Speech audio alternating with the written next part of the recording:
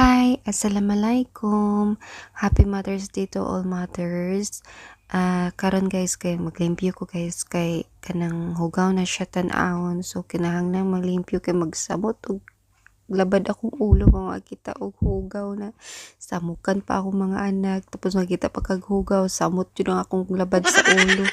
Kaya kinahanglan kay buutan man ta pagkainahan og asawa buutan matulog pa. So maglimpyo-limpyo lugar ta ni guys. Ayan. Gigamitan ako ni siya og kanang kuan kaya na degreaser na siya guys kay para makuha jud ng inyang mga kanang unsa ni siya oy kan mga stains jud niya mga oil niya ba makuha jud pa. Ayan. Na todo limpyo jud ta ni guys kay unya hugawan na sad. Magluto na sad mahugaw na sad. Kaya limpyo-limpyo ta ani. So ayan, limpyo na kayo siya guys. Lami na kayo ta maglutoan ni basta limpyo. Lami kayo hayag kay atong paminaw basta limpyo ang atong kusina guys, no? Wow! Lami kay ang feeling ba? Ako lang bang naka-feel ani or kamo food. Kaya ayan, ready na siya hugawan. Hi guys, good afternoon. Good afternoon, Garlic. Ayan guys, so afternoon na dito sa Egypt. So parang cool lang ako tingnan Pero ito na guys, nagmarinate ako ng chicken since kami lang ng mga anak ko ang kakain.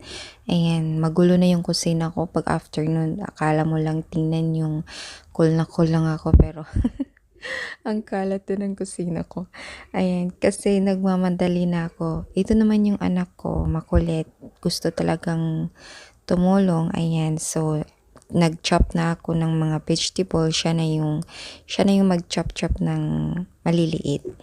Yan, ito yung favorite part niya yung tumulong talaga. So, since para mabilis, ako na yung nag-peel ng lahat ng vegetables. Tomato, potato, zucchini, carrot, ayan. So, kasama ko talaga yan sa kusina. Kasi gusto niyang tumulong, naboboard daw siya. Ayan, so minarinate ko tong yung chicken. Malalaki din siya. Talaga, 1 kilo yan. 1 kilo and half. And ayan, nilagyan ko rin siya ng fresh coriander, fresh leaves, coriander and fresh leaves dill. Ayan. So happy itong anak kong si Royta pag tumulong. Ayan. Ito yung gusto niya yung mag-cut-cut, dumi-dumi na kamay. Ayan. So, ready na siya ilagay sa... Ang technique ko nito, i-boil ko muna siya sa gas at bago ko siya ilagay sa oven para mabilis yung cooking time. Yan yung technique ko. Ayan, so i-on ko siya, i-boil ko muna siya dito in a high fire. Tapos, pag kumulo na siya guys, ay nakalimutan kong i-cover. Ililipat ko siya dun sa sa oven. So, kailangan tanggalin ko muna yung naka-stuck sa oven. So, saan ba yung cover? Saan ko ba nalagay yung cover? Ayan. So, yung vegetables nito guys, nasa ilalim ng chicken. So, masarap po to guys. Talaga siya. Yung stewed. Stewed ba yan? Ito na yung cover. So, wag talaga kalimutan mag-cover para mabilis yung kulo. So, habang hinihintay kong kumulo, kakain muna ako ng kunafa. Ito yung kunafa, guys. Masarap. Yung feeling ng kunafa, nuts and grated coconut. So, gumawa din ako ng jelly, strawberry jelly para sa mga anak ko. Bukas na nila to makakain kasi kailangan i-fridge pa. So, nilagyan ko rin ng grapes. Ayan. Toppings. Design ka nga. Charot. Ito yung paborito ng mga anak ko, yung jelly. Tsaka yung caramel pudding. Ayan, so nag-bake din ako ng cake kasi nag-request yung anak kong lalaki.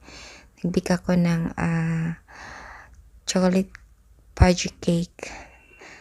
Alhamdulillah, masarap yung outcome.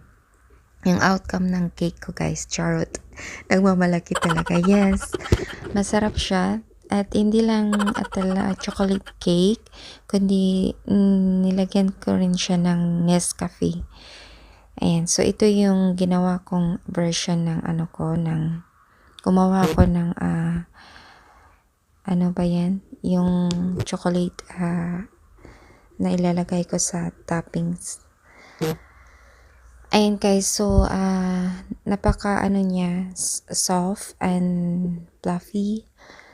And so nilagyan ko rin siya ng cream shanty sa kalahati nito. So nilagyan ko siya ng cream shanty. Ayan. So yung anak kong si Ryder naman ang gumawa ng cream shanty.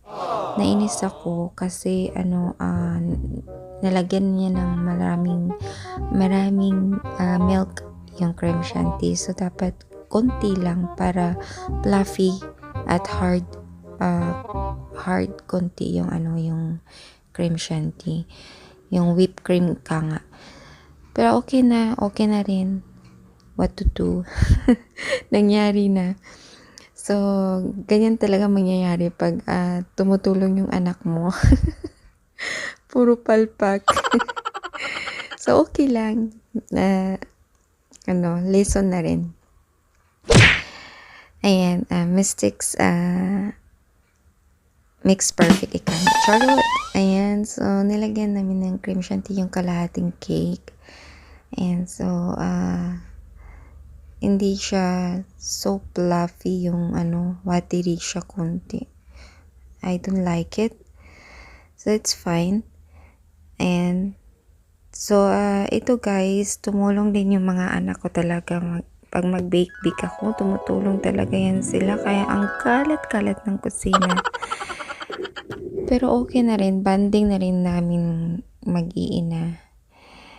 Ayan guys, so nilagay ko na yung kalahati ng cake at nilagay ko yung toppings, yung chocolate. Ayan. Yung chocolate naman na ginawa ko guys, konting chops of dark chocolate, and hindi ko na siya pinakita kung paano ko ginawa. Dark chocolate, nilagyan ko rin ng cacao, milk and sugar and vanilla. Yun lang. Mix until melted the chocolate, dark chocolate, and mix everything mga 10 minutes ganun. And naglagay din ako ng butter of course para greasy, smooth, ganyan yung mukha niya. Masarap din pag may lagay ng butter. And nag-sprinkle kami ng chocolate sprinkle. Ayan. And of course, ito na yun lahat. Sinabihan ko yung mga anak ko na konti lang yung sprinkle chocolate kasi sweet na siya masyado and nakakaumay pag sobrang sweet. Ayan. So, yung mga anak ko naman, favorite talaga lang yung matamis. Pero, reducean ko kasi mahirap na diabetes ka na. Iwas. So, yung mga anak ko, nag-sprinkle din ng coloring sprinkle. Rainbow sprinkle chocolate. Ayan, gusto na mami, lagyan natin. Kulit-kulit. So, okay. Kayo nang bahala. Ito yung yung anak ko, tinikman niya sa gilid. Parang lang parang habang naglalagay kami sa cake, ginanon niya yung yung sa gilid ng cake. Hindi na makapaghintay. Taste daw, taste. Pray taste. Ayan. So, yung anak ko nilagyan ng ito yung coloring sprinkle. Ayan o. Si Ruwaida. Ang kulit-kulit yung anak ko. Ayan, so, syempre, yung dalawa kong anak, hindi din papahuli yun. Kaya, nung after this, pinasprinkle ko rin sila. Kasi nag-aaway ako. Me too, mami, me too. Ay, Diyos ko, me too talaga. Ayan, sprinkle. konti na rin kasi kinakain din nila yan eh. Yung sprinkle, kinakain din nila guys. Ayan, so, ito, pinaubos ko na siya. Ibusin mo na yan kasi konti na.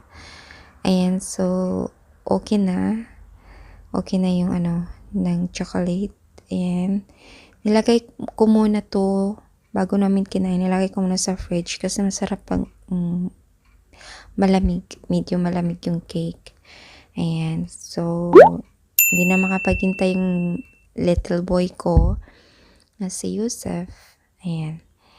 Nag-slice na kami. Partner with hot chocolate at ako naman tea. Thank you.